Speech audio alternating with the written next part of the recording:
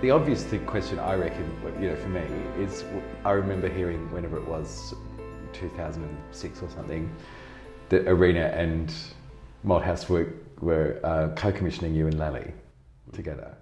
And I remember thinking that was hilarious at the time. I mean, the ground has changed somewhat over the last 5 or 6 years, obviously, in terms of what I don't think I'd find that so funny anymore. Yeah. But at the time, I thought it was hilarious. And I, basically, because at that time, I felt that the two of you were writing in quite a different way about very different stuff. Yeah.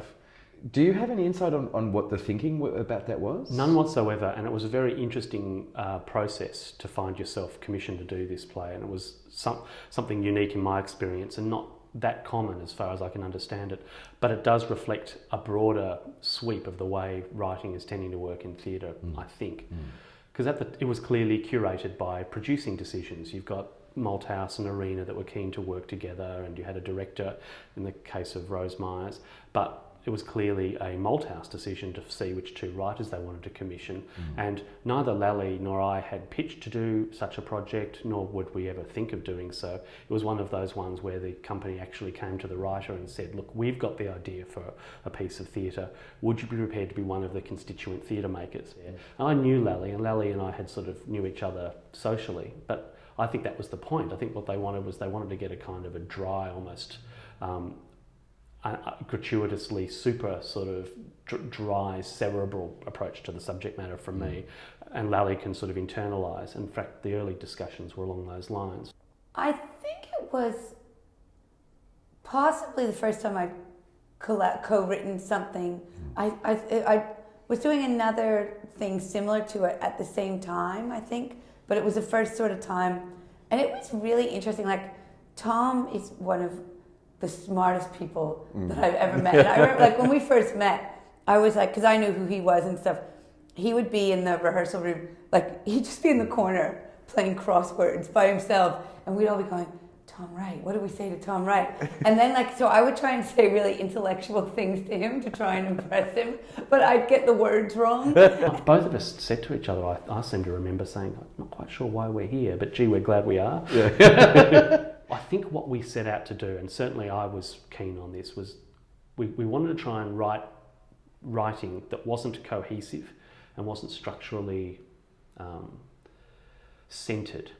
Because there's a centred play. What I mean by that is a play which looks after and takes responsibility for its own structure, and as a result becomes a manual for a director to use. Yes. And that's a very common way to write in Australia, where you write a play and within it is incipient the direction. Instructions. And a director can choose to ignore them, but can at least gain access to the way the writer's thinking. Partly because it was a collaboration, but partly because of the kind of artists that we were trying to be. We didn't want to do that.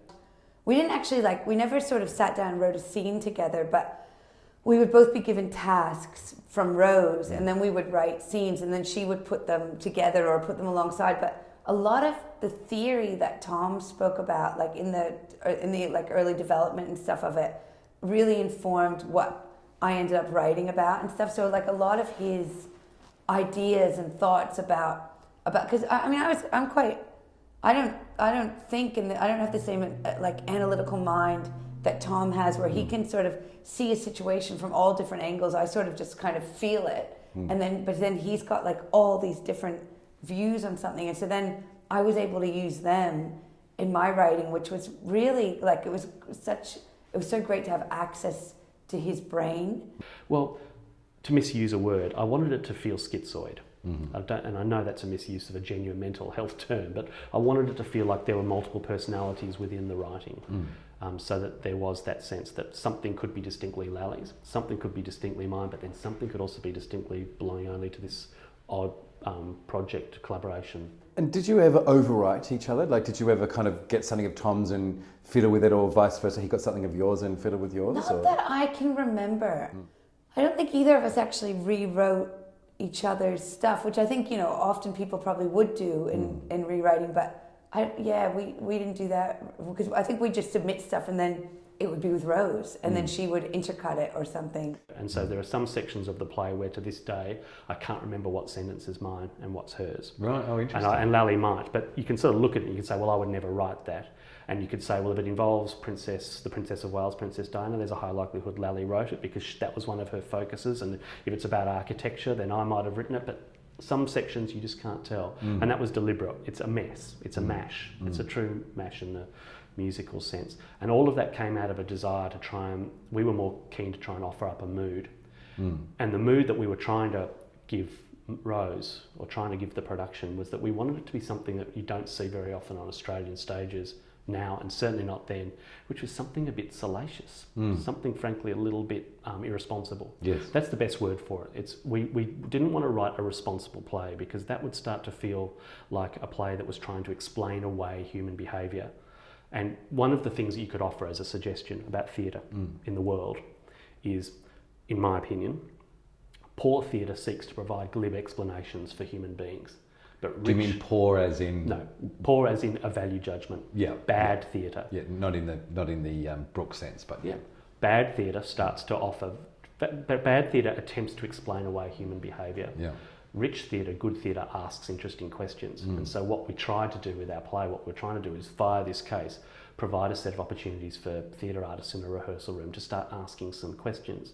And did you meet or speak to, have any contact with any of the people who were directly involved in the case? None of them, no. And was that a choice on Rose's part or anyone's part, or was it just the way that panned out? Maybe it was a choice on Rose's part, or maybe they didn't want to. I'm not sure. It was, I mean, in a way, like I remember saying yes to the project and being like super excited. Oh my gosh, I'm going to work with Rose Myers and Tom Wright, and this is going to be amazing. And then I started going, whoa, this is a big thing to be writing, like to be kind of taking on this, like this tragedy in these people's lives. And like it was, it was like, that was when I first started realizing that sort of everything you took on, you had to live it in a way, like even if it wasn't your experiences, and like that, like, you know, that, like obviously not to the extent that the people involved lived it, but that it wasn't, I didn't get away with it for free, you know, like it was like it certainly had its bore its weight on me, or over like a couple of years. But so it was, yeah. I don't think we spoke to anyone. I think I would have felt probably, I mean, look, fascinated to speak to people, but also probably quite nervous too, like because part of it is too, it's scary because you sort of feel like it's not your story, so you've got to be polite with it. But then at the same time, if you do that, then it's not going to be interesting for anyone, and it's not going to get to the heart of anything. So we sort of, that like part of the process was kind of getting over that, I guess, and realizing that even though it's not your story, you have to put yourself in it a little bit, or your own instincts or your heart, I guess. Not just Lally and I, but the entire production team around that show had to think very long and hard about some sort of ethical framework for what we were doing, because this is the age-old problem about the way theatre holds up a mirror to society and to the world. To a certain extent, you're not answerable for the impact your work has on real people, but of course to a large extent you are. To a certain extent, the family of the Singh family, or the Cinque family in this case, are living, breathing people who have lost sons and lost daughters and seen their families destroyed. They feel an ownership for their story, but there is also such a thing as the public story, the story that belongs to all of us. Now, I don't know at what point a private story crosses over into the zone of becoming a public story, but what we never sought to do was to really try to in any way irresponsibly misrepresent living, breathing people, and yet at the same time you have to start putting words into the mouth. It's an uncomfortable zone, and theatre's always struggled with that.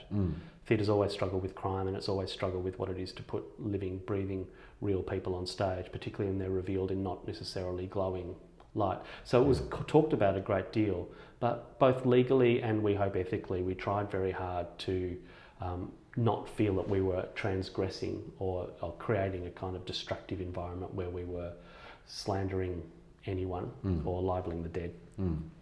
Well, I mean, I suppose one of the things that struck me when I saw it is that while it was recognisably unseeing in that case, it was it was very abstracted, I guess, from the Yeah. from the so-called or alleged whatever that is facts of the case. I mean, it's full of fantastic elements, you know, that Michael Hutchinson, Princess Diana, Yeah. and Mother Theresa, and all that kind of stuff. Where did they come from? Were they out of anyone in particular's head, or do you remember? Well, how that they was, rocked up? I think that we had a conversation about everything that happened. We realized that was the year Diana had died, Mother Theresa had died, and Michael Hutchins had died. And we were like, that would have been in the common conscience of everyone at that time, because certainly, like, you know, Diana's death, Michael Hutchins' death, like, it was all kind of floating around in the atmosphere. And so we were thinking, it would have been floating around with Anu Singh as well. And like, so I guess that's where that sort of came out. And that was really great, because it sort of opened up kind of other layers that we could go into and sort of explore, like, the world or their psyches or something. What we couldn't escape from is that there was a kind of a prurient quality to the story. It's about sex. It's about sex games. It's about young people experimenting with sex and drugs. It's about the way in which young women form codependent relationships and come to eating disorders and and the whole sort of issue of the way in which drugs interrelate with bulimia and anorexia nervosa as it was diagnosed at the time. And that comes down to delusions of power, a whole range of things. But what we didn't want to do is to feel like it was just a glib, articulate summation of the issues that were confronting young people in the 1990s in Australia. Quite the opposite. We wanted to try and open it up and try and let theatre get inside the minds of a confused and confusing subject matter. And Rose took the play and took what I think we wrote in that direction, but in her own idiosyncratic way. And I have to say, when I saw it, I loved it. Sometimes writers say this because they have to. I genuinely loved that production, and yet the production was also a kind of mess. It wasn't cohesive and satisfying, and you can tell a lot of the audience didn't like it. But what they didn't like was seeing young women make themselves sexually vulnerable, and they didn't like its failure to ever answer questions. I mean, look, I think it was mixed. Like, audience responses were quite mixed. Like, some people were really into it and stuff, and some people just really hated it and felt really. I think it got very mixed reviews. I think it got some terrible reviews from memory, and some really good ones. But it was kind of polarized. And to be honest, I would feel mixed. I would go with the audience, like. Which to be honest I always do, which isn't something I'm proud of. But if I can feel the audience hating it, then I turn against it. Oh really? Even your own work? Oh, always. I disown it, and if I can feel the audience loving it, then I really warm to it. and so I would go with the tide of what I was feeling the audience were feeling. And sometimes, that it's paranoia. My partner, she just loathed it. She thought it was dreadful. She disliked the production, but she also disliked what we'd done with it, because she felt that in muddying the waters, the play had actually taken us further away from any sense of clarity about the case. My attitude is there is no clarity about this case. Yes, I come at it. I don't have a particularly strong political sensibility as a person or as a writer. I don't have strong politics, and I don't have a particularly strong moral sense. I don't view the world through a moral prism. And as every year goes by, I find it harder and harder to draw moral conclusions, either from the world or from the art that I see. And that can lead to deeply irresponsible work. So you try very hard not to let yourself become exploitative, and yet. Nowhere is it chiselled in granite anywhere in the world, theatre is good for you, or theatre must be good for you. Sometimes live performance can draw upon some of the more depraved or less elevated aspects of the human condition. Sometimes theatre, frankly, can be voyeuristic. It can be exploitative of the audience, or it can be exploitative of the performers on stage. It can even be exploitative of the other artists, the director, the writer, the lighting designer. It's not all big happy families, and I think that was the kind of mood a lot of us involved in that project were in at the time. So I don't know if I went back now and was writing a piece about the Singh case or a similar case, if I'd have quite the same attitudes, but that was certainly where I was at the time. And it was fascinating to actually see how it landed in the mouths of the actors, how happy they were and how happy they weren't.